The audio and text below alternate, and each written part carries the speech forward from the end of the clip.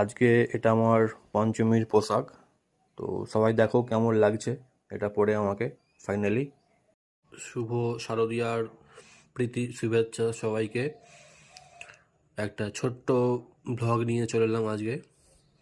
আজ মহাপঞ্চমী, সবাই ভালো করে পুজো কাটাও, খুব আনন্দ করো, খুব মজা করো। তো দেখতেই পাচ্ছ সামনে একটা জামা রাখা আছে আমার, খুব ফেভারিট কালার। ছোট্ট একটা গিফট আমার জন্য। আজকে পঞ্চমীতে এটা পরবো আজকে আমি। তো দেখাচ্ছি, দেখো সবাইকে কত সুন্দর জামাটা দেখতে।